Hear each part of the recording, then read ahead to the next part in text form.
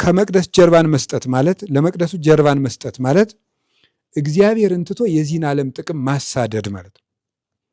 እግዚአብሔርን ትቶ የዚህን ዓለም ጥቅም ማሳደድ፣ እነዚህ ሁለቱ ናቸው። ሰይፍ ያዝና ከመቅደሱ ጀምረህ ጨርሳቸው ያለው እግዚአብሔራዊ መፍትሄን መተው፣ አድርባይ መሆን፣ ካህናት ወደ ገንዘብ አሰዳጅነት መውረድ፣ ወደ አድርባይነት፣ ወደ ጉቦኛነት፣ ከባለስልጣን ወደ መጠጋት መሮጥ፣ ወደ ፖለቲካ ሄዶ መጠጋት መላተብ፣ የካህናት አድርባይነት ከመቅደስ ጀርባን መስጠት ይባላል። ይህ አደገኛ የሆነ ነገር ነው። አሁን ዛሬ ቤተ ክርስቲያናችንን ኢትዮጵያን ብትመለከቷት ችግሯ ከዚህ ነው የሚመነጨው። አሁን ሀገራችን እውነት ለመናገር ችግር ውስጥ ናት። እውነት ለመናገር ቤተክርስቲያናችንም ችግር ውስጥ ናት። ቤተክርስቲያናችን ችግር ውስጥ ናት። ህንፃችን ችግር የለበት መሆን በጣም ጥሩ ጥሩ ህንፃዎችን እየሰራን ነው። እግዚአብሔር የተመሰገነ ይሁን። በጣም በጣም በጣም በጣም በጣም በጣም በጣም አብያተ ክርስቲያናት እየፈረሱ እየተሰሩ ነው። በጣም ጎበዞች። በቃ ትልልቅ ይጠባል፣ እናሰፋዋለን። አንዳንድ ጊዜ ደግሞ እንደው በቃ እስኪ ወደዚህ ወደ ሰሜን በኩል ያለው ግድግዳ ጥሩ አይደለም ብለን አፍርሰን በ50 ሚሊዮን የተሰራውን በ500 ሚሊዮን በቃ በደንብ ጎበዞች ሆነናል። እና በዚህ ጉብዝናችን አሁን የህንፃ ችግር የለብንም፣ ተመስገን።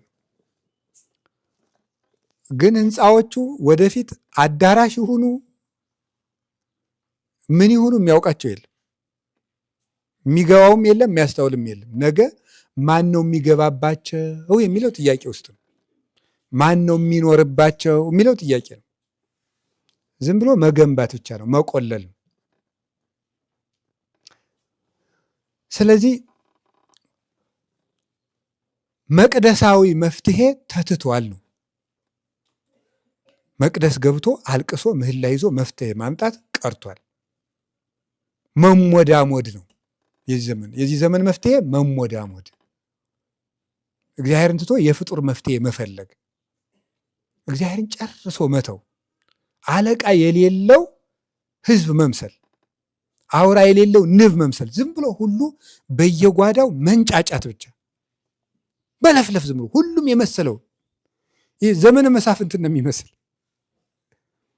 መጽሐፈ መሳፍንትን እንደው በዛው አንብቡት ሌሎቻችሁ አለ። እንደው ሰው ሁሉ የመሰለውን የሚሰራበት ሰው ሁሉ የመሰለውን እና ይሄ ምንድን ነው ብለው ይተረጉማሉ።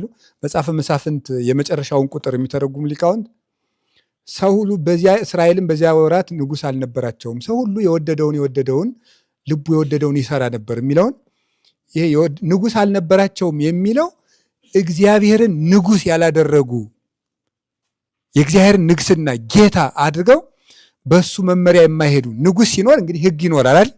ሰው ሁሉ የወደደውን ይሰራ ነበር ማለት ቤተ ክርስቲያን እንትቶ ሰው ሁሉ የየራሱን ሕግ እያወጣ ይኖራል። በየራሱ ዝም ብሎ መደራጀት፣ የሆነች ማህበር ማቋቋም፣ መሰብሰብ፣ የሆነች የመፍትሄ ማህበር ማቋቋም፣ መደራጀት፣ የሆነ ደግሞ ግሩፕ መፍጠር፣ ደግሞ አንዱ ደግሞ ለብቻው መጮህ፣ ያኛው አንዱን መንቀፍ፣ መጓተት ማለት ነው። መጓተት አንዱ ሮጦ እንዳይሄድ ሌላው እግሩን ይዞ መጎተት ማለት ነው። እየተጓተት እንዲያው አንድ የሰባኪ ቀልድ አለ ታውቃላችሁ አይደል? የሰባኪ ቀልድ አንድ ሰው እያሉ ጌታ ሆይ ስጠኝ ስጠኝ ስጠኝ ስጠኝ ስጠኝ ማለት እኔ እውነት ነው ብዬ መጽሐፍ አላነበብኩትም፣ የሰባኪ ቀልድ ነው ያልኩት ለዚያ ነው። ስጠኝ ስጠኝ ስጠኝ ስጠኝ ስጠኝ እያሉ ይጸልያሉ። ምን ልስጥህ ልጄ ሆይ እንዲሁ ለአንተ የምሰጥህን ለባልንጀራ 2 እጥፍ እሰጠዋለሁ፣ ግን የፈለግከውን ለምን ሲለው ሲያስበው አያዋጣምና አንድ ዓይኔን አጥፋልኝ አላሉ። የባልንጀራው ስንት ዓይኑ እንዲጠፋ ነው? 2 ዓይኑ እንዲጠፋ ማለት ነው። እና በጣም የመጓተት የምቀኝነት የተያይዞ መጥፋት የመውደቅ በቃ ዘመን ነው፣ የመገፋፋት እና መቅደሳዊ መፍትሄ። እስቲ አንድ ጊዜ ሁላችሁ መቅደሳዊ መፍትሄ በሉ። አቤት! መቅደሳዊ መፍትሄ በጣም ነው የሚያስፈልገው። ያ መቅደሳዊ መፍትሄ የሚባለው ሁሉም ሰው መንጫጫቱንና መነቃቀፉን ትቶ ወደ እግዚአብሔር መዞር ማለት ነው። ያ ነው የሚያወጣው። አሁን ምዕመናን በካህናት፣ ምዕመናን በጳጳሳት፣ ምዕመናን በሲኖዶስ፣ ሲኖዶስ በምዕመናን ብናመካኝ መፍትሄ የለውም። መፍትሄው ምንድን ነው? መልሱ ሁላችሁም። ኧረ በሉ አቤት። ወደ እግዚአብሔር መዞር ነው ትክክለኛው መፍትሄ። ወደ መቅደሱ መዞር። ችግር አለብን አይደለም? በቃ እሱን ወደ መቅደስ እንውሰደው። ችግሩን ራሱን ማለት ነው። መቅደሱ ውስጥ ራሱ ችግር አለ አይደለም? እሱኑ ችግርም እዛው መቅደስ ውስጥ ይዘነው እንግባ። ምን ይደረግ? ያንም ቢሆን እዛው እናልቅስበት፣ ያም ቢሆን እዚያው ይለቀስበት፣ እዚያው ይጸለይበት። እንዲያ ሲሆን ነው መፍትሄ የሚመጣ።